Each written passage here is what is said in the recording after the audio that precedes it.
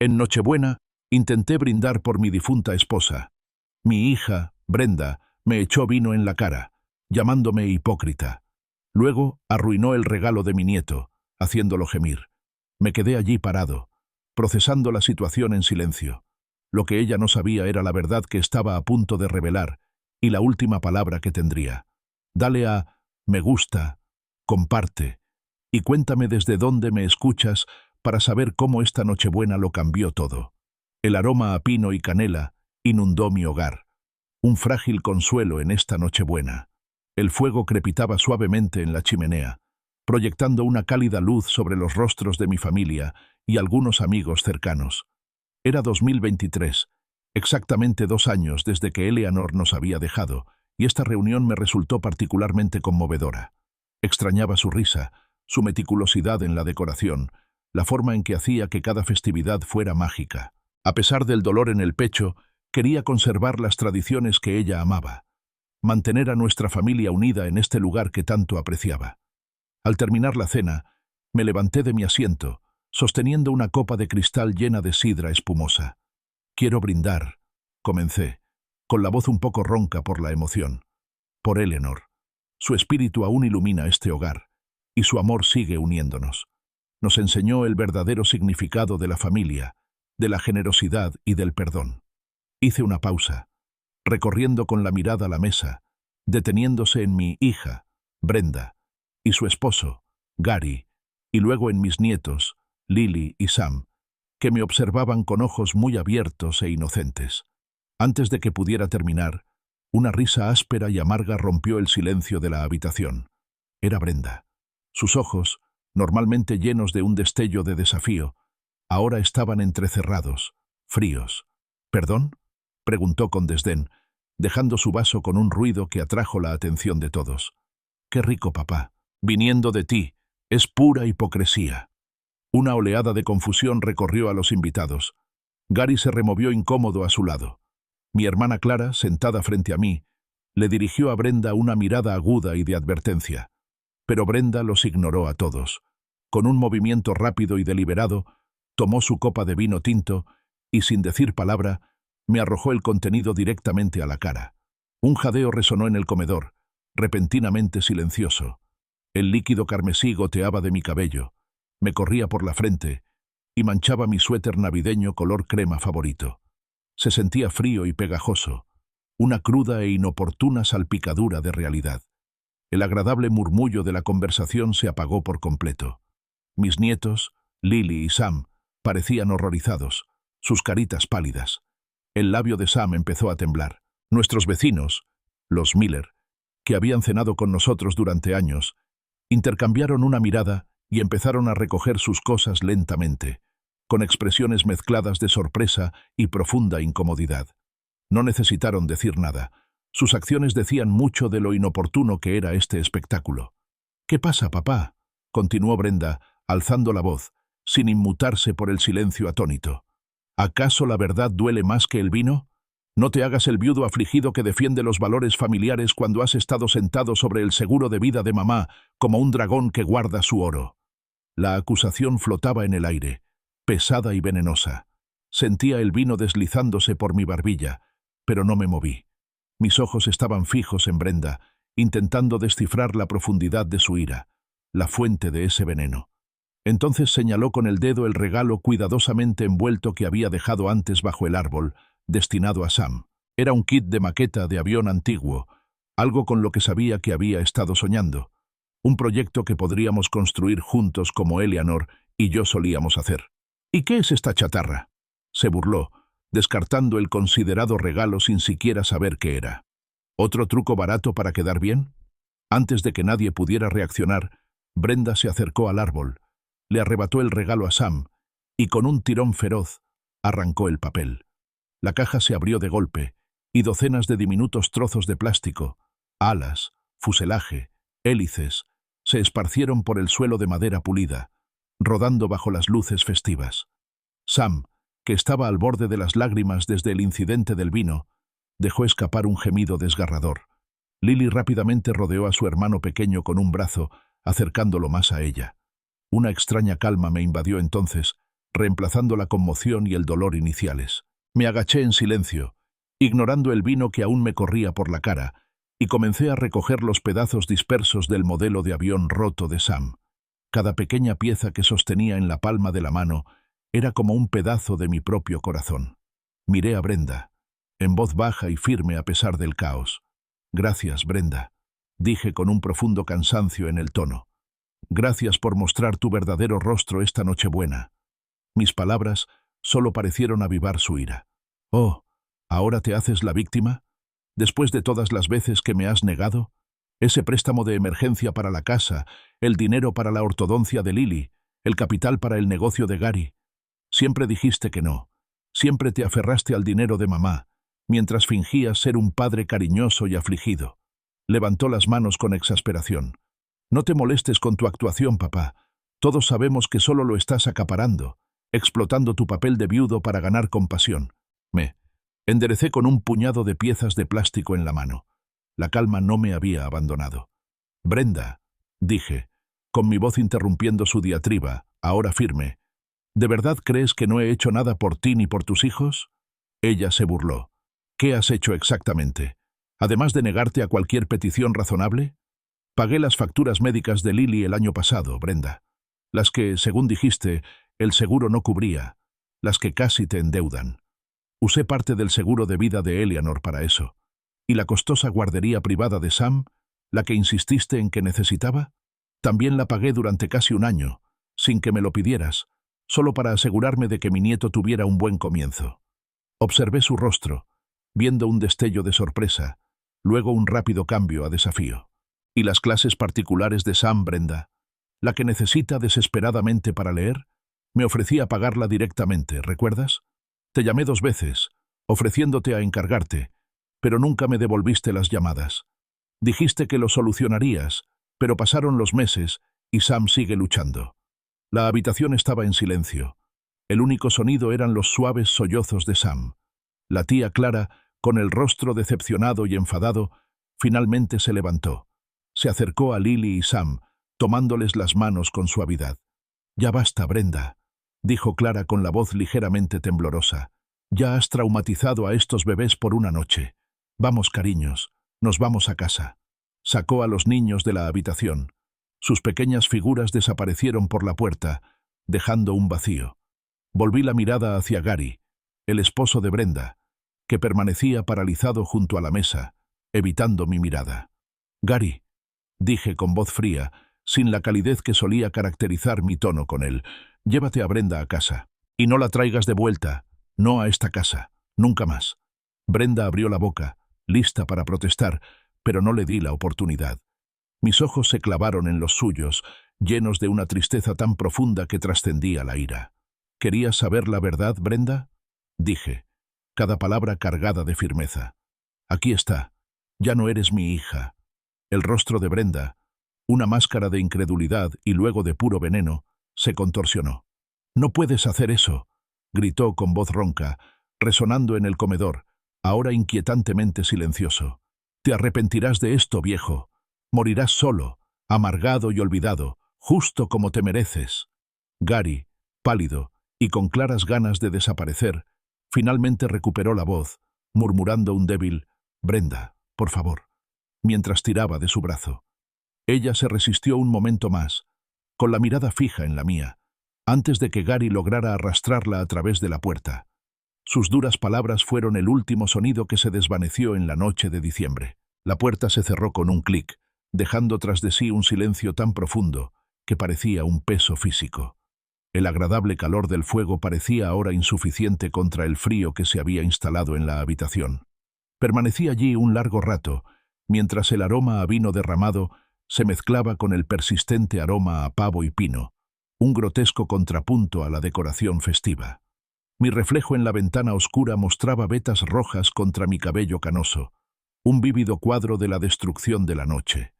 Pero mi mente, acostumbrada a la lógica precisa de la ingeniería, no se detuvo en el dolor ni en la ofensa. En cambio, se concentró en resolver problemas. Mis ojos recorrieron el comedor con precisión metódica, evaluando el daño no como una afrenta personal, sino como una serie de eventos, Una secuencia de datos procesables. La antigua mesa de caoba, que solía relucir bajo la luz de las velas, ahora estaba manchada por salpicaduras de vino. El mantel bordado favorito de Eleanor, una reliquia navideña, estaba empapado. Los fragmentos del avión a escala de Sam yacían esparcidos como sueños destrozados bajo el árbol. Me acerqué al bufé, cogí mi teléfono y empecé a fotografiarlo todo. Tenía las manos firmes, mis movimientos, pausados. Clic. El mantel manchado de vino. Clic. Los pedazos rotos del aeromodelismo, una pequeña ala tristemente encajada entre las agujas de pino. Clic. El cubierto volcado donde se había sentado Brenda. Los cubiertos torcidos, un panecillo a medio comer abandonado. Incluso tomé un primer plano de las manchas de vino en mi suéter, un testimonio silencioso de la cruda agresividad del momento. A medida que tomaba cada foto, grababa breves notas de voz, con voz tranquila, casi clínica, detallando la fecha, la hora y las observaciones específicas. 24 de diciembre, 20:47. Vino tinto sobre un mantel de damasco antiguo. Manchas extensas. Daños en la maqueta de avión, tipo Spitfire MK. B. Número de serie visible. Destinatario. Sam Reynolds, 6 años. Era como si estuviera documentando una escena forense, no los restos de mi propia Nochebuena arruinada. Con el comedor meticulosamente documentado, me retiré a mi estudio, el tranquilo santuario que Eleanor y yo compartíamos. La pesada puerta de roble se cerró tras mí, amortiguando el silencio de la casa. Fui directamente hacia la fotografía enmarcada de Eleanor en mi escritorio. Su cálida sonrisa, sus ojos llenos de vida. Toqué su rostro, y una silenciosa promesa se formó en mi corazón. Esto ya había durado demasiado. Esta erosión del respeto, este derecho, esta constante pérdida de la paz familiar. Abrí la caja fuerte de pared. Su clic familiar me consoló un poco. Dentro, entre otros documentos importantes, estaban la póliza de seguro de vida de Eleanor, mi testamento y varios estados financieros. Los saqué y los extendí sobre el escritorio de caoba pulida. Las acusaciones de Brenda de que yo acumulaba el dinero de mamá resonaban en mi mente, rompiendo la calma artificial que había construido. Recuperé mi tableta y abrí la aplicación del banco. Años atrás, Brenda se me acercó, angustiada, alegando que su techo tenía goteras y que no podía pagar las reparaciones. Me pintó una imagen vívida de una ruina inminente. Revisé el historial de transacciones y encontré la entrada exacta. $12,000 transferidos a Brenda Reynolds. Nota: reparación de techo. Fechado 3 años antes. La prueba era irrefutable. No había negado todas las solicitudes razonables. Había estado ahí, discretamente, cuando realmente lo necesitaba, solo para ser olvidado o manipulado en otra queja. Mientras estaba allí sentado, revisando los números, mi teléfono vibró. Un mensaje de Brenda. Se me encogió el estómago, pero lo abrí. Papá, lo siento mucho. El estrés navideño me afectó.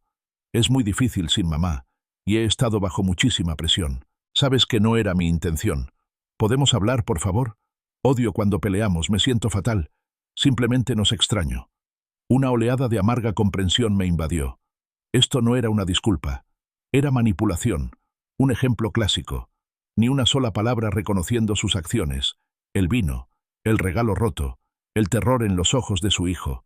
Todo se trataba de sus sentimientos, su estrés, su extrañándonos. El patrón habitual de culpar a otros y chantaje emocional. Sin dudarlo, tomé una captura de pantalla de sus mensajes y los añadí a la creciente carpeta digital de evidencias en mi teléfono. Entonces cogí el teléfono fijo y marqué un número que me sabía de memoria. David Graham, mi abogado. Sonó 2 veces antes de saltar el buzón de voz. David, soy Arthur Reynolds. Comencé con voz clara y firme. Necesito programar una cita urgente contigo, lo antes posible. Se trata de mi testamento y de unos cambios importantes que debo hacer. Por favor, llámame, aunque sea tarde. Una extraña sensación me invadió al colgar. No era vacío, como Brenda había predicho con tanta crueldad. Era una profunda liberación, como si me hubieran quitado un gran peso de encima. Durante años, había andado con pies de plomo, intentando apaciguar, intentando mantener una apariencia de paz por Eleanor. Ahora, esa obligación había desaparecido. Volví a coger la foto de Eleanor, recorriendo el contorno de su rostro. «Voy a arreglar esto ahora, mi amor», susurré, como una promesa. «Voy a poner los límites que siempre me dijiste que debía poner». Era casi medianoche cuando sonó mi teléfono. David Graham. «Arthur», dijo con la voz cargada de preocupación. «Recibí tu mensaje. ¿Urgente a esta hora? ¿Estás bien?» «Estoy perfectamente bien, David», respondí con voz firme, sin delatar el tumulto de la noche. «Más que bien, de hecho. Necesito hablar sobre estrategias para proteger la herencia. Mi hija, Brenda, ha mostrado su valía esta noche. Es hora de asegurarnos de que el legado de Eleanor y el mío se honre como pretendíamos y no simplemente se explote». David hizo una pausa, una evaluación profesional de mi tono. «Entiendo. Puedo atenderte el martes a primera hora. ¿Te parece bien?» «El martes será perfecto», confirmé. Al colgar el auricular, un plan, complejo y metódico, empezó a formarse en mi mente. Brenda había decidido deshacer el tejido familiar en Nochebuena. Ahora era el momento de su educación sobre las consecuencias, la respuesta precisa y calculada de un ingeniero. El sonido de la campana sobre la puerta del Maple Loaf Café fue un sonido bienvenido en la mañana de Navidad. El aroma a café recién hecho y pasteles recién hechos llenaba el aire. Un marcado contraste con el rancio olor a ira que había impregnado mi casa apenas unas horas antes. Encontré a Robert, mi amigo de más de 40 años, ya sentado en nuestra mesa habitual junto a la ventana, con una taza humeante de café solo frente a él. Levantó la vista al acercarme, y su habitual expresión alegre se atenuó ligeramente. «Arthur», me saludó con el ceño fruncido. «Parece que no has pegado ojo. ¿Qué ha pasado?» Clara me llamó y parecía bastante molesta. Los ojos penetrantes de Robert, que solían brillar de buen humor, estudiaron mi rostro con preocupación. Me conocía lo suficiente como para ver más allá de la calma practicada, la determinación insomne que se dibujaba en mis ojos. Me senté en la mesa frente a él. Mi café, solo y fuerte, llegó casi al instante de manos de Linda, nuestra camarera favorita, quien me dirigió una mirada cómplice y comprensiva. Llevaba años trabajando aquí, y pocas cosas se le escapaban. «Podrías decir que tuve una Nochebuena llena de acontecimientos, Robert», dije con voz tranquila y monótona. «Pero no vine a lamentarme. Vine a hablar de un plan». Sin decir nada más, saqué mi teléfono. «Necesito que veas algo». Recorrí sistemáticamente las fotos con fecha y hora que había tomado, sujetando la pantalla para que Robert pudiera ver con claridad. El mantel manchado de vino, los pedazos esparcidos del avión a escala de Sam, el desorden del comedor. Luego, le enseñé una selfie que me había tomado, con las manchas carmesí aún visibles en mi camisa y mi cara. Los ojos de Robert se agrandaban con cada imagen, y su preocupación inicial se convirtió en conmoción. «Arthur, ¿qué demonios?». Respiró lenta y profundamente, con la mirada fija en la imagen de mi cara salpicada de vino. «Brenda hizo esto, ¿verdad? ¿Delante de los niños? ¿Y de los Miller?». La pregunta era retórica. Su tono dejaba claro que ya sabía la respuesta. «No puedo creerlo». «Bueno, sé que tiene sus momentos, pero esto es insuperable».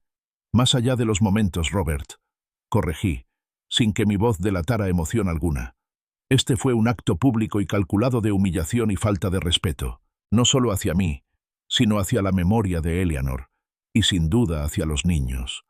Entonces conté todo el incidente de Nochebuena, desde el momento en que intenté brindar por Eleanor, pasando por las amargas acusaciones de Brenda, el vino, la destrucción del regalo de Sam, su pequeño gemido y su última y venenosa amenaza de que moriría sola.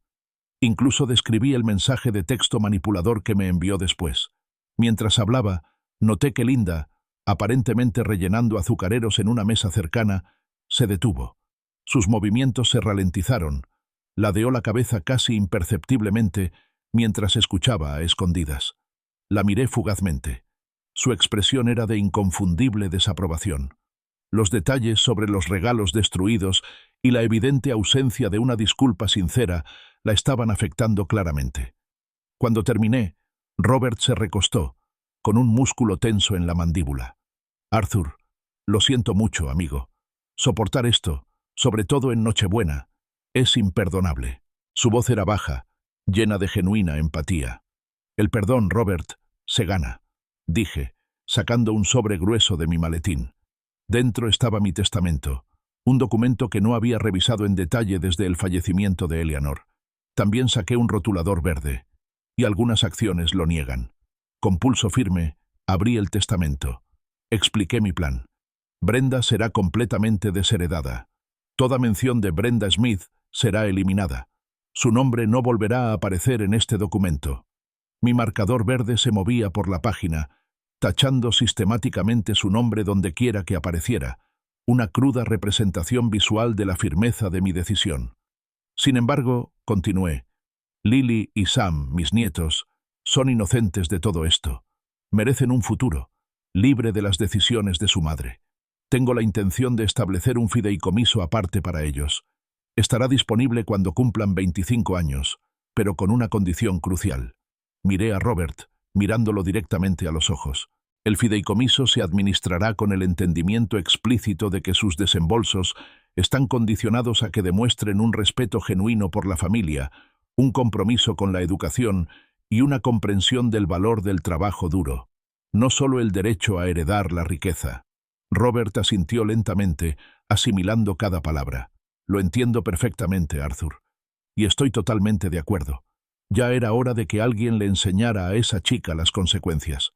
Hizo una pausa y añadió, si me aceptan, sería un honor para mí ser el albacea de este nuevo testamento y supervisar ese fideicomiso para Lily y Sam, para asegurar que sus deseos se respeten de verdad. Sentí un gran alivio.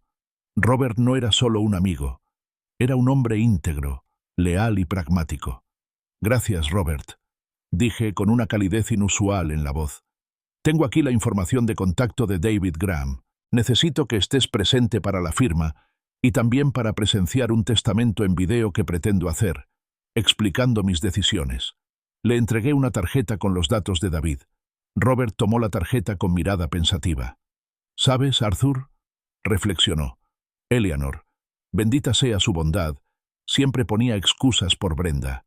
Decía que era incomprendida o que solo estaba pasando por una fase. Pero siempre percibí algo más. Sentimiento de derecho, tal vez. Falta de gratitud. Se aprovechó de la bondad de Eleanor y de la tuya durante años. Justo entonces, Linda llegó con la cuenta, con movimientos menos sutiles y una curiosidad apenas contenida. Dejó la pequeña carpeta de cuero sobre la mesa, con la mirada moviéndose entre el testamento marcado y nuestros rostros solemnes. ¿Todo bien, señor Reynolds?, preguntó con una voz teñida de fingida inocencia. Le di una pequeña sonrisa forzada. Todo va a salir muy bien, Linda. Solo estoy atendiendo algunos asuntos familiares importantes. Me volví hacia Robert.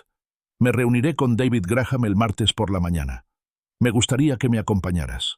No solo como albacea, sino para que comprendas todo el marco legal de lo que estamos implementando, para asegurarnos de que no haya ninguna laguna legal y de que se prevea cualquier contingencia. La sonrisa de Robert, normalmente jovial, ahora tenía un tono feroz y decidido. No me lo perdería por nada del mundo, Arthur. Es hora de que tu hija aprenda que las acciones tienen consecuencias. El día después de Navidad, un martes tranquilo, Robert y yo llegamos puntualmente al despacho de abogados de David Graham. El edificio era una elegante estructura de cristal y acero, un mundo aparte de la calidez de mi hogar o la acogedora familiaridad del Maple Loaf Café. David, un hombre cuyo agudo intelecto a menudo se disimulaba tras una actitud tranquila y accesible, nos recibió con calidez. Arthur Robert pasen. Nos hizo pasar a su espaciosa oficina, que ofrecía una vista panorámica de la ciudad. Nos acomodamos en las cómodas sillas de cuero frente a su gran escritorio de caoba. Arthur, tu mensaje despertó mi interés. Estrategias de protección de herencias es un término bastante formal para lo que sospecho que se está gestando. Esbozó una sonrisa irónica, pero su mirada era seria. Expliqué mi documentación, las fotografías con fecha y hora del caos en el comedor, el primer plano de mi camisa manchada de vino, la captura de pantalla de los mensajes de texto manipuladores de Brenda. Expliqué el incidente de Nochebuena con la misma claridad desapasionada que había usado con Robert. David escuchaba atentamente, asintiendo de vez en cuando o tomando alguna breve nota. Cuando terminé, se recostó en el asiento, pensativo. Arthur, debo decir que este nivel de documentación detallada es bastante impresionante para alguien sin formación jurídica. La mayoría de los clientes llegan con muchas menos pruebas de angustia emocional y mucho menos con un análisis forense de los daños. Cogió mi teléfono y volvió a revisar las imágenes. Esta es una base sólida. Sin embargo, continuó David, con un tono más cauteloso, es crucial entender que los cambios drásticos en un testamento, especialmente los que implican la desheredación de un heredero directo, casi invariablemente dan lugar a impugnaciones legales. Podemos anticipar demandas por influencia indebida si se volviera a casar, o por incompetencia mental debido a su edad, o incluso por coacción emocional si Brenda alega que se encontraba en una situación vulnerable y usted se aprovechó de ella. Pero David, interrumpí, mis fotografías con fecha y hora, los mensajes de texto conservados y el testimonio de Robert sobre el comportamiento de Brenda, ¿no prueban un patrón innegable de conducta abusiva e irrespetuosa? No se trata de mi estado mental, sino de sus acciones. David asintió lentamente. En efecto, y ahí es donde reforzamos nuestra posición. La ley de Massachusetts permite la exclusión por conducta en los testamentos, sobre todo cuando hay maltrato demostrable al testador. Esto incluye casos de agresión física, como claramente lo fue su incidente con el vino, humillación pública, que sin duda infligió Brenda, y manipulación financiera continua, como usted ha evidenciado con su solicitud de reparación del techo y sus falsas acusaciones. Pasamos la siguiente hora discutiendo los detalles de la redacción de una cláusula de exclusión integral. David sugirió detallar incidentes específicos y contrastarlos con la documentación de apoyo que había recopilado meticulosamente. Cuanto más específicos seamos, más difícil será para su equipo legal alegar razones vagas o sin fundamento, explicó. Robert, siempre firme, habló. Ya me he comprometido a ser el albacea, David. Estoy dispuesto a defender el testamento de Arthur ante cualquier desafío que Brenda pueda presentar. He presenciado su comportamiento durante años, y lo que ocurrió en Nochebuena fue solo la culminación. Excelente, respondió David mirando a Robert. Contar con un albacea imparcial y creíble que pueda dar fe de las preocupaciones de Arthur desde hace tiempo y de los patrones de comportamiento de Brenda es invaluable. Luego se volvió hacia mí. Dada la naturaleza emocional de estos cambios, recomiendo encarecidamente un testamento en video. Lo filmaremos aquí, con un testigo presente, donde podrá expresar su razonamiento con claridad, calma y sin ningún indicio de coacción. Esto es una prueba contundente de su sensatez y de su capacidad para tomar decisiones meditadas. Saqué el testamento anotado que le había enseñado a Robert en la cafetería. Ya hice algunos recortes preliminares, dije, mostrándole las líneas verdes que tachaban el nombre de Brenda. ¿Cuál es el plazo para terminar todo esto? David examinó el documento. Dada la complejidad y la necesidad del componente de video, estimaría que nos tomaría 2 semanas redactar el Nuevo Testamento, asegurarnos de que se incluyera todo el texto legal necesario y programar la grabación. Tendremos que ser meticulosos. Luego recurrimos al fondo fiduciario para Lily y Sam. Para el fideicomiso de los nietos, Arthur, podemos establecer lo que yo llamo condiciones de respeto. Además de simplemente cumplir 25 años, podemos exigirles que presenten cartas de entendimiento por escrito, demostrando su agradecimiento por el legado que tú y Eleanor desean dejar. También podemos exigirles un cierto número de horas de servicio comunitario anual e incluso una prueba de responsabilidad financiera demostrada mediante, por ejemplo, un empleo estable o un plan presupuestario, antes de realizar desembolsos significativos. Robert rió entre dientes. ¡Qué bonito diseño, David! No es solo una limosna, sino una inversión en su personalidad. Eleanor lo habría aprobado sin reservas. Antes de concluir, David ofreció un consejo crucial. Arthur, de ahora en adelante, es fundamental que evites cualquier confrontación directa y no grabada con Brenda. Cualquier cosa que digas o hagas, o que ella diga o haga, podría convertirse en evidencia judicial. Su equipo legal buscará cualquier falla o error. Consideré sus palabras, y un pensamiento diferente se formó en mi mente. Entiendo la precaución, David, pero una parte de mí espera otra confrontación. Quizás incluso la desea. A menudo, Cuando las personas están más emotivas, es cuando revelan sus verdaderas intenciones, su verdadero carácter. Pensé en la cámara y la grabadora de audio que había adquirido recientemente. La expresión de David permaneció neutral. Solo recuerda, Arthur, que todo lo que digas o hagas de ahora en adelante podría convertirse en prueba judicial. Cada mensaje, cada correo electrónico, cada palabra hablada. Prepárate. Mientras Robert y yo bajábamos en el ascensor, una sonrisa se dibujó en su rostro. ¿Te imaginas la cara de Brenda cuando se entere de todo esto? Se pondrá furiosa. Mi teléfono vibró en mi bolsillo. Era un mensaje de Brenda. Papá, necesito hablar contigo. Este silencio me está matando. ¿Podemos vernos y aclarar las cosas? Gary también quiere venir. Por favor. Seguía sin disculparse. Solo se concentraba en su propia incomodidad. Miré a Robert, como si hubiéramos llegado a un acuerdo tácito. De acuerdo, Robert, dije, sacando mi teléfono. Parece que mi deseo podría cumplirse antes de lo esperado. Escribí una respuesta. Brenda, Gary, vengan a casa mañana por la tarde, a las 7. Hablamos. Acababa de recibir mi nueva grabadora, pequeña y discreta, perfecta para documentar el siguiente capítulo. Si esta historia te parece tan increíble como a mí, no te pierdas ni un detalle de lo que Brenda hizo después. Dale me gusta a este video, compártelo con quien necesite escucharlo y suscríbete para no perderte el desarrollo de todo. Volvamos al tema. Al día siguiente de mi reunión con David Graham, con la conversación con Brenda y Gary a la vuelta de la esquina, me encontré repasando los mensajes de texto de Brenda, aquellos en los que decía «estrés navideño» y nos extrañaba. Ya los había descartado como manipuladores, pero ahora, al revisarlos de nuevo, una frase específica me llamó la atención. Su énfasis calculado no se centraba solo en sus propios sentimientos, sino en asegurarse de que los nietos estén seguros. Fue un cambio sutil en la retórica, casi imperceptible para un oído inexperto, pero para mí fue como una advertencia oculta. No solo estaba preocupada por su situación emocional, estaba preocupada por su seguridad financiera. O, más precisamente, su acceso a mi seguridad financiera. Entonces, un detalle que inicialmente había descartado como una molestia menor, resurgió. Una serie de notificaciones de inicio de sesión sospechosas en mi aplicación de banca en línea. Dispositivos no reconocidos. Ubicaciones extrañas. Simplemente había cambiado mi contraseña varias veces, asumiendo que se trataba de algún intento de phishing o un fallo. Pero ahora, sumado al comportamiento de Brenda, un miedo frío comenzó a apoderarse de mí. ¿Y si no era un fallo? ¿Y si alguien a quien conocía, intentaba acceder a mis cuentas? Llamé a Robert inmediatamente. Robert, necesito que nos veamos en el First National Bank en 1 hora. Hay algo urgente que necesito verificar y me gustaría que fueras testigo.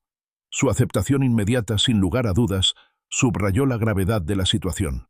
En menos de 1 hora, estábamos sentados en la tranquila y alfombrada oficina de Michael Chen, el gerente de la sucursal. Michael, un joven de mirada penetrante y actitud tranquilizadora, escuchó pacientemente mientras le explicaba mis preocupaciones sobre la actividad sospechosa en mi cuenta. Asintió y luego abrió mi archivo en su computadora, con los dedos revoloteando sobre el teclado. Señor Reynolds, empezó Michael con voz más suave, parece que ha habido algunas transacciones inusuales. Permítame sacarle algunos documentos físicos. Regresó un momento después con una carpeta. El primer documento que me puso delante me conmocionó profundamente. Era una solicitud de crédito, con cargo al valor líquido de mi vivienda, por la asombrosa suma de $25,000. Mi firma era claramente visible al pie. Esto, dijo Michael señalando, se estableció hace casi 2 años. La miré fijamente, sintiéndome mareada. Esta no es mi firma, dije con un susurro. Nunca la solicité, ni siquiera sabía de ella. Mi firma real, pulcra y precisa, me resultaba instintiva. Esta era casi convincente, pero había sutiles discrepancias en la fluidez, la presión del bolígrafo y la formación de la A de Arthur. Michael, sin decir palabra, sacó una lupa de joyero y la colocó sobre la firma. Luego me mostró una firma mía verificada de otro documento. La diferencia, aunque leve a simple vista, era evidente con la lupa. La sutil ondulación en la R falsificada, el floreo artificial en la S de Reynolds. Robert, que había estado inclinado hacia adelante, observando con creciente alarma, jadeó. «Falsificó tu nombre por $25.000», exclamó, pálido de incredulidad y rabia. Saqué mi teléfono y, con férrea determinación, fotografié el documento falsificado y lo añadí a mi carpeta digital de pruebas. Ya no se trataba solo de falta de respeto, era un delito. «Señor Chen», dije con voz firme a pesar del temblor en mis manos, «lo autorizo a iniciar una denuncia formal por fraude de inmediato, y quiero que revise cada cuenta, cada línea de crédito, cada inversión a la que Brenda Reynolds, mi hija, pudiera haber tenido acceso, o donde su nombre aparezca de alguna manera. Necesito saber el alcance completo de esto». Lo que siguió fueron 3 horas meticulosas y angustiosas. Michael, con la ayuda de un colega, investigó a fondo mi historial financiero. Las revelaciones llegaron rápidamente, cada una nueva puñalada de traición. Encontraron cuentas de ahorro conjuntas que nunca autoricé, cambios sutiles en mis cuentas existentes que la agregaron como usuaria autorizada, y tarjetas de crédito donde yo figuraba como avalista, todo establecido mediante métodos que implicaban mi consentimiento. Luego estaban las cuentas de inversión, establecidas a mi nombre, con pequeñas transferencias sigilosas realizadas a lo largo del tiempo, desviando fondos lentamente a otras cuentas que llevaban el nombre de Brenda. Fue un robo sistemático y calculado, ejecutado con una precisión aterradora. El total general, una vez descubierto, ascendía a aproximadamente $47.000. $47.000, sustraídos de mis cuentas, acumulados mediante documentos falsificados y acceso no autorizado, durante casi 3 años. Fue un testimonio de la paciencia y la audacia de Brenda. «Señor Chen», indiqué con voz fría y dura, «quiero que eliminen a Brenda Reynolds de todas las cuentas a las que tenga acceso. Cambien todas las contraseñas. Añadan a Robert Davis, como único contacto alternativo y beneficiario de todo. La quiero completamente desconectada, de inmediato». Michael asintió, con expresión sombría. «Entendido, señor Reynolds. Y tenga la seguridad de que, según las normas bancarias, este fraude financiero se denunciará a las autoridades competentes para su investigación penal. Esto no es solo un asunto de su abogado, es un asunto policial». Al salir del banco a la cruda luz invernal, Robert meneaba la cabeza con total incredulidad. $47.000, Arthur. Sistemáticamente. No solo te faltó al respeto, te robó. Todos esos años, todas esas acusaciones de que acumulabas el dinero de mamá, todo fue una proyección, una distracción mientras ella te robaba activamente. Me di cuenta de algo escalofriante. La disculpa de Brenda no se debía a un arrepentimiento genuino por sus acciones en Nochebuena. No se trataba de salvar nuestra relación. Nació puramente del miedo. Debió presentir que algo estaba a punto de cambiar, que su acceso a mis cuentas estaba en peligro. Su arrebato emocional en Nochebuena, sumado a sus mensajes posteriores, fue un intento desesperado por recuperar el control, por evitar que le cortara el acceso a mi dinero. Sonó mi teléfono. Era David Graham. Resumí los impactantes descubrimientos del banco, con una voz ahora más firme que antes. «David», concluí, «esto refuerza significativamente nuestra posición legal con respecto al testamento. Pero ahora también tenemos que hablar de los cargos penales». De regreso a casa, el silencio en el coche era denso, interrumpido únicamente por el zumbido de los neumáticos sobre el asfalto frío. Brenda no solo se había asegurado su desheredación, me había dado un arma poderosa e innegable. Fraude financiero, falsificación, no eran delitos menores. Conllevaban penas severas, incluyendo la posibilidad de prisión. Pensarlo me dio que pensar, pero, curiosamente, reforzó mi determinación. Sin embargo, persistía una inquietud persistente. Esos inicios de sesión sospechosos en dispositivos, ¿qué más había estado monitoreando Brenda? ¿De qué más tenía conocimiento? Sospeché que el alcance de su engaño aún podría estar desvelándose. Las revelaciones del fraude bancario me habían conmocionado, pero era la persistente duda de los inicios de sesión sospechosos en los dispositivos lo que realmente me atormentaba. Sentado en mi oficina en casa, con el brillo de la pantalla del ordenador reflejándose en mis gafas, revisé mis notificaciones de correo electrónico. Más alertas. Inicio de sesión no reconocido desde una ubicación desconocida. No era solo mi cuenta bancaria, era mi correo electrónico, mi portal médico. Un terror frío me invadió los huesos. No se trataba solo de un robo financiero. Esto parecía mucho más invasivo. Cogí el teléfono y llamé a Kevin Davis, un especialista en seguridad informática que David Graham me había recomendado, con una advertencia contundente. Si crees que hay un problema, Arthur, Kevin lo encontrará, y no se andará con rodeos. Kevin accedió a venir de inmediato, percibiendo la urgencia en mi voz. En menos de una hora, llegó un joven de mirada intensa y concentrada, con una laptop llena de pegatinas de ciberseguridad. Kevin no perdió el tiempo. Conectó un pequeño dispositivo a mi router, conectó su laptop y empezó a escribir a una velocidad increíble. El silencioso zumbido de su máquina llenó la habitación. Después de apenas 20 minutos, su pantalla mostró un complejo mapa de red, una red de conexiones que no reconocí. «Señor Reynolds», dijo Kevin con voz tranquila pero firme, «durante al menos los últimos 2 años, alguien se ha estado conectando constantemente a su red Wi-Fi doméstica desde dispositivos no autorizados. Y no solo han estado navegando por Internet». Señaló una serie de iconos en la pantalla. «Han estado accediendo a sus aplicaciones bancarias, a su cuenta de correo electrónico principal e incluso a su portal de historiales médicos. Todo desde su red». Mi corazón latía con fuerza. ¿De dentro de mi red? ¿Qué significa eso? La mirada de Kevin recorrió la habitación y se detuvo en una esquina. Significa que el dispositivo que accedía a tu información no se conectaba remotamente desde fuera de tu casa. Estaba físicamente en tu casa. En algún momento, establecer una presencia y luego posiblemente mantenerla remotamente o físicamente presente durante las visitas. Hizo una pausa y luego se dirigió a la habitación de invitados que comunicaba con mi oficina. ¿Tiene algún dispositivo antiguo que haya podido quedar aquí? Lo seguí, con la mente a 1000 por hora.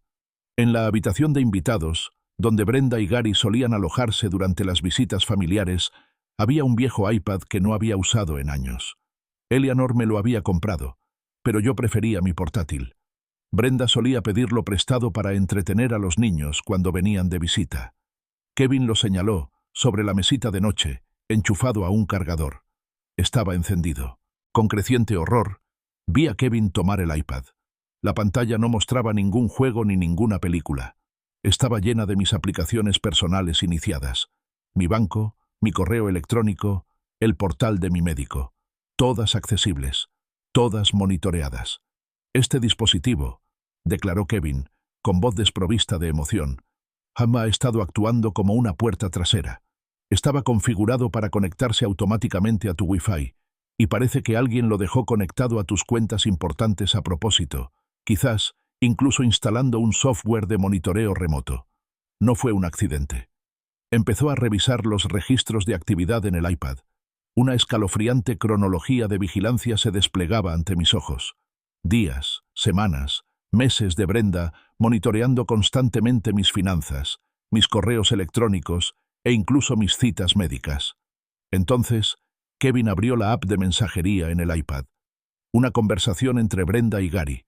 Me quedé sin aliento. La pantalla estaba llena de sus conversaciones privadas, casuales, terriblemente crueles. Ha vuelto a puedo armar mucho ruido con el testamento de Eleanor. Le había escrito Brenda a Gary hacía más de un año. Sigue siendo tacaño. Gary respondió, «Ten paciencia, cariño. No puede vivir para siempre. El corazón de este viejo no aguantará mucho más». Otro mensaje de Brenda. «¿Viste su cuenta bancaria hoy? Ha vuelto a subir. Necesitamos encontrar la manera de acceder a ella antes. Esta espera es ridícula». Y luego, más recientemente, tras el inicio del fraude bancario, tiene una cita con el abogado David Graham el martes. Probablemente esté actualizando su testamento. Tenemos que averiguar qué está haciendo. Asegurarnos de que no nos deje fuera. Sentí una opresión en el pecho, un nudo frío y duro de traición y furia. Decenas de estos mensajes, que abarcaban meses, se revelaban ante mí. Su impaciencia por mi muerte, su metódico seguimiento de mi salud, su flagrante desprecio por mi existencia más allá de una herencia. No se trataba solo de dinero, se trataba de una profunda y escandalosa falta de humanidad. No solo esperaban mi muerte, la deseaban activamente, planeando en torno a ella. Kevin, Mientras tanto, trabajaba con precisión metódica, documentándolo todo. Tomó capturas de pantalla de cada mensaje, cada inicio de sesión, cada acceso no autorizado. Estaba compilando un informe forense digital completo, sin dejar piedra sin remover. Parece, señor Reynolds, observó Kevin, con su voz penetrando mi confusión interna, que Brenda sabía de los cambios en su testamento porque accedió a su aplicación de calendario y vio las confirmaciones de citas con David Graham. La comprensión me golpeó con la fuerza de un golpe físico. Brenda no solo había reaccionado en Nochebuena, había estado jugando un juego mucho más largo y astuto. Su arrebato no fue una ira espontánea. Fue una acción desesperada y calculada de alguien que había estado monitoreando cada una de mis decisiones financieras y legales, temiendo la inminente pérdida de su acceso.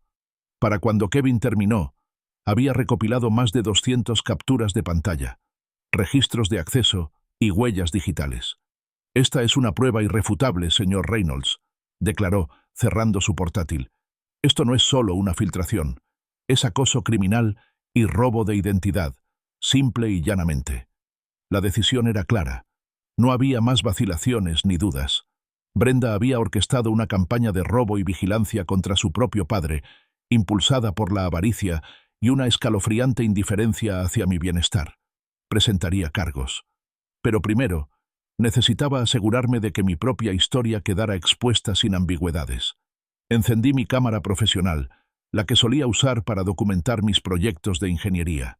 Me senté frente a ella, ajusté la iluminación y respiré hondo. Dirigiendo la mirada al objetivo, comencé a explicar mi decisión de desheredar a Brenda, con voz tranquila pero firme, presentando todas las pruebas que Kevin acababa de descubrir, junto con el fraude bancario y el incidente de Nochebuena.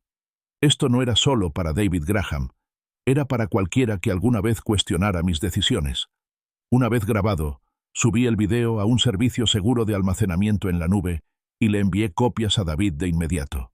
Luego, le pedí a Kevin que implementara medidas integrales de seguridad digital, autenticación de 2 factores en cada cuenta, redes cifradas y auditorías periódicas. Quería que cada puerta digital, cada ventana, estuviera cerrada de golpe. Una oleada de satisfacción me invadió al verlo trabajar, cerrando otra vía de engaño de Brenda.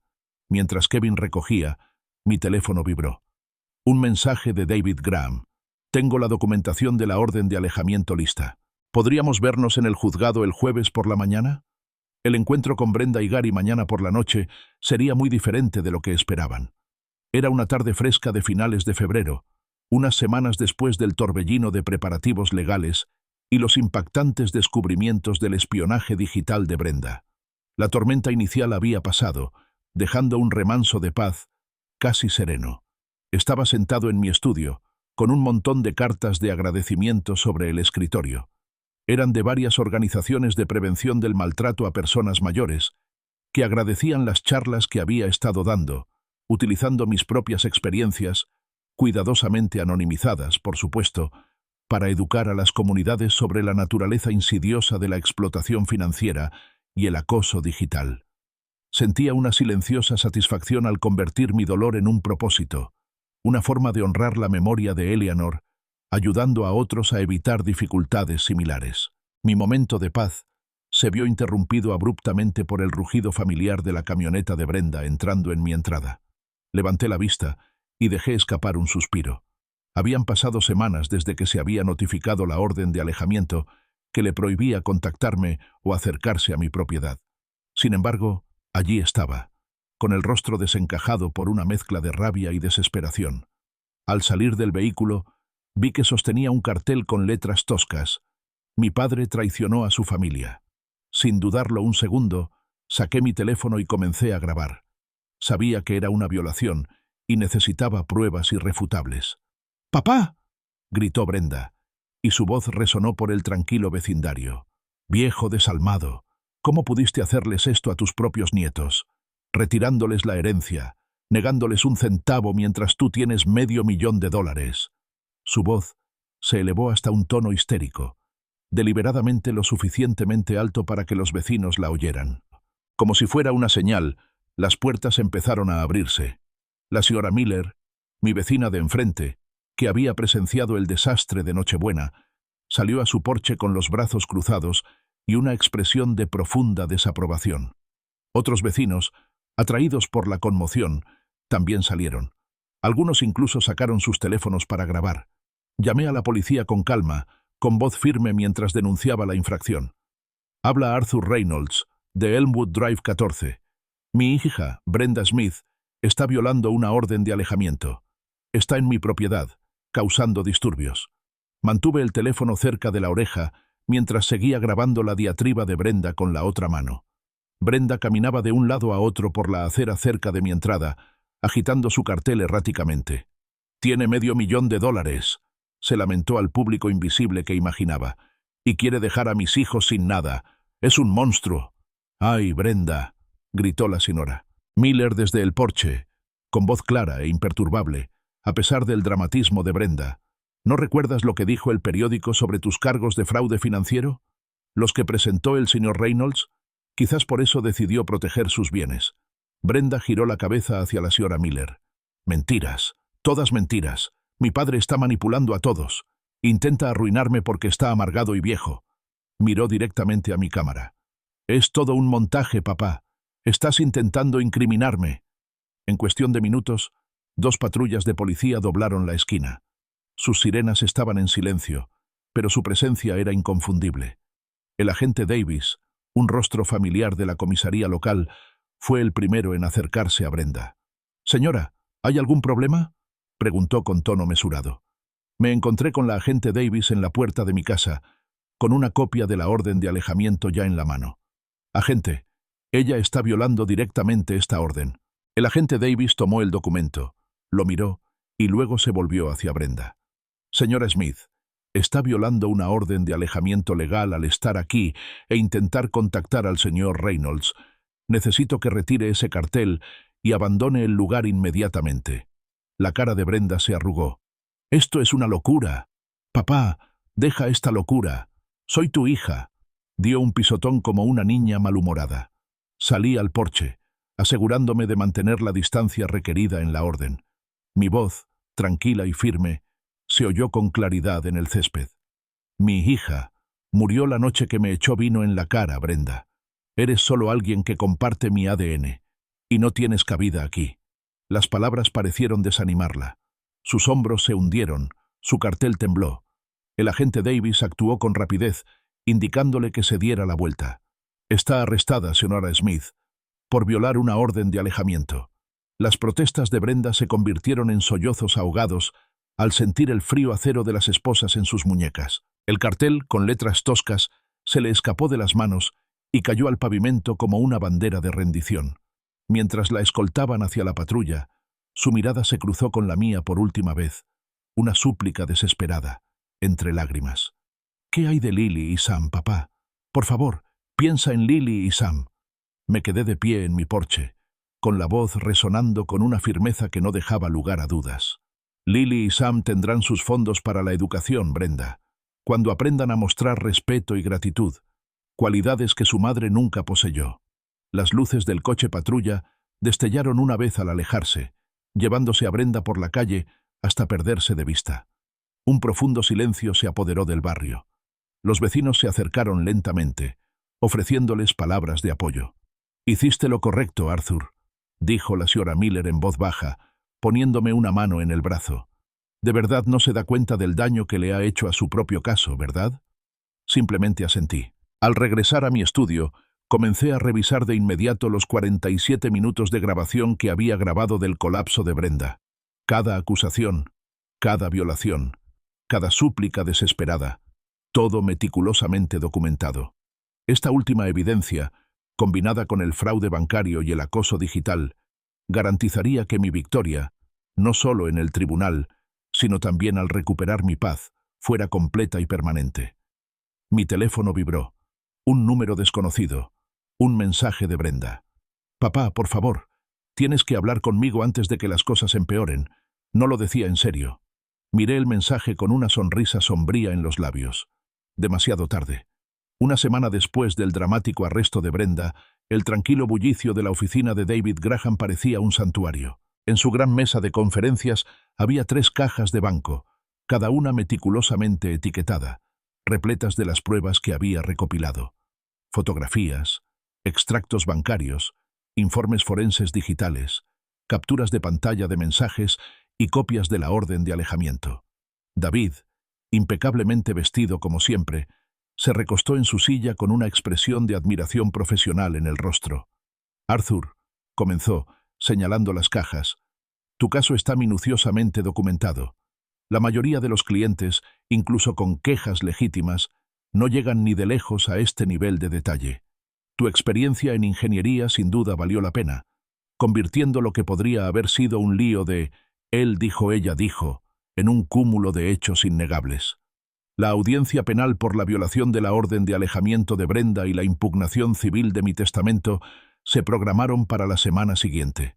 La eficiencia del sistema legal, una vez activado por pruebas irrefutables, fue casi asombrosa. En el juzgado, el ambiente ya estaba animado. Los medios locales, alertados por el tema del maltrato a personas mayores, estaban afuera, con las cámaras encendidas y los micrófonos desplegados. Dentro, Brenda estaba sentada en la mesa del acusado con su abogado de oficio, con aspecto disminuido. Su habitual postura desafiante había sido reemplazada por un aire desplomado y derrotado. Gary no estaba a la vista. En la sala del tribunal, David Graham era una fuerza de precisión discreta. Presentó la evidencia sistemática como un arquitecto desvelando planos. Fotografías ampliadas de las firmas falsificadas de Brenda, con las discrepancias magnificadas que Michael Chen me había mostrado en el banco, aparecieron en una pantalla gigante. Las imágenes de seguridad del banco mostraban a Brenda realizando retiros no autorizados. Entonces, Kevin Davis subió al estrado.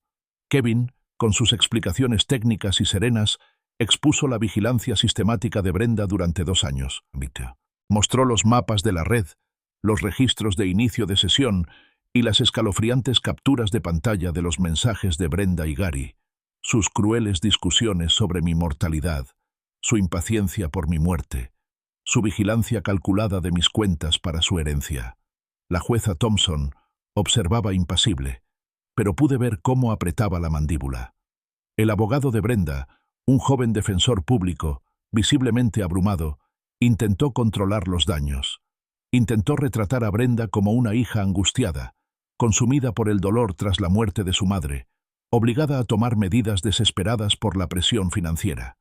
David Graham se levantó con voz firme. Su señoría, el estrés financiero que experimentó la señora Smith fue totalmente autoinfligido, causado por un fraude sistemático contra su propio padre. Sus acciones no fueron una petición de ayuda, fueron una campaña calculada de explotación. Robert subió al estrado. Su testimonio fue sincero, describiendo nuestra amistad de 48 años, nuestros recuerdos compartidos con Eleanor y la profunda transformación de mi carácter que había presenciado. De un viudo afligido que lidiaba con la pérdida a un defensor seguro de la justicia. Habló de mi integridad, mi generosidad y la arraigada costumbre de Brenda de creerse con derecho a todo. La prueba final y decisiva fue mi explicación del testamento en video. Se reprodujo silenciosamente en la pantalla de la sala, con mi voz tranquila, clara y metódica. Expliqué mis decisiones, detallando cada incidente, cada traición, cada robo y vigilancia.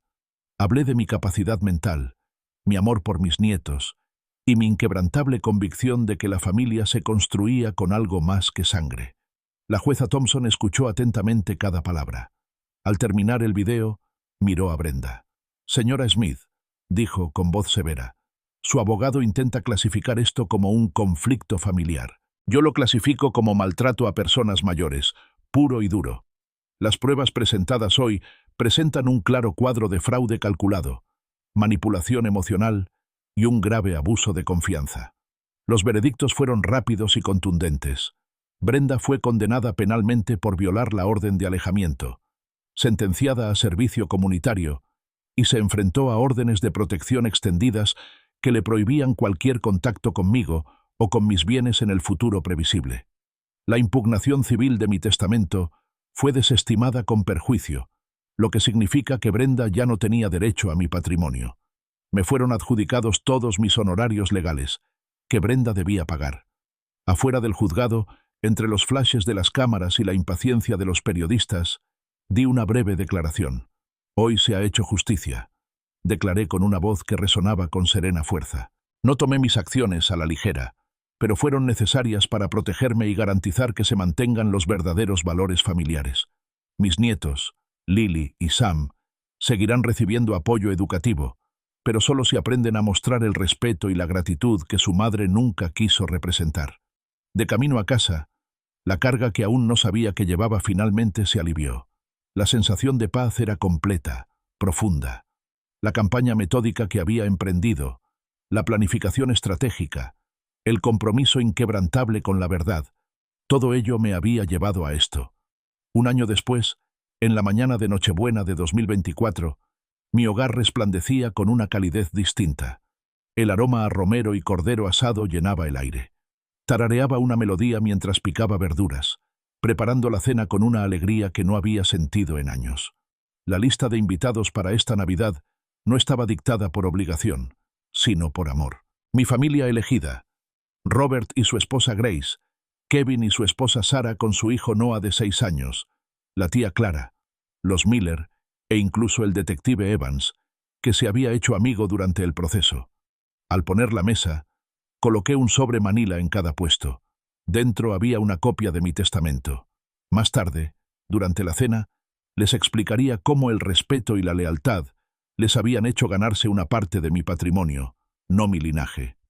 De repente, una pequeña y enérgica nube irrumpió en la cocina. Era Noah, el hijo de Kevin, agarrando un plano de un cohete hecho a crayón con la palabra «combustible para galletas» escrita. «Tío Arthur, ¿podemos construir esto después de cenar?», preguntó con los ojos brillantes. Sonreí, alborotándole el pelo. «Claro, Noah. Después de cenar consultaremos los libros de ingeniería». Más tarde, reunidos alrededor de la mesa del comedor a la luz de las velas, se escuchó una exclamación colectiva al abrir los sobres. «El ADN no crea una familia», dije con la voz cargada de emoción, mirando cada uno de sus rostros. «El amor, el respeto y el apoyo mutuo sí». Noah, con un entusiasmo que nos hizo reír a todos, fue el primero en leer su legado. Los libros de ingeniería del tío Arthur y las herramientas de mi taller cuando cumpliera 18 años, si seguía siendo curioso y amable. Robert, mi fiel amigo, heredó la casa para continuar su legado de calidez y bienvenida. Kevin recibió bienes tecnológicos y fondos educativos para Noah. Los Miller, mis amables vecinos, recibieron el querido jardín de Eleanor y un fondo para su cuidado perpetuo. La tía Clara, quien nunca dudó, recibió una colección de las reliquias más preciadas de Eleanor. Levanté mi copa de sidra espumosa. Por la familia elegida, brindé con los ojos llorosos. Por quienes eligen amarnos por lo que somos, no por lo que pueden ganar. La velada transcurrió con risas genuinas, conversaciones sinceras y un profundo sentido de pertenencia. Brenda y las batallas legales del año anterior quedaron en el olvido. Eran un eco lejano y olvidado. Salí un momento, respirando el aire fresco de la noche y contemplando las innumerables estrellas. La transformación era completa. Una campaña metódica, nacida del dolor, había conducido no solo a una victoria total, sino a un nuevo comienzo, a una profunda redefinición de la familia. «Tío Arthur, las galletas están listas». La voz de Noah me llamó desde dentro, atrayéndome de vuelta al calor. Sonreí a las estrellas una última vez, luego me di la vuelta y regresé a casa, donde me esperaba mi familia elegida, celebrando la única herencia que realmente importaba, el amor dado libremente y recibido con gratitud.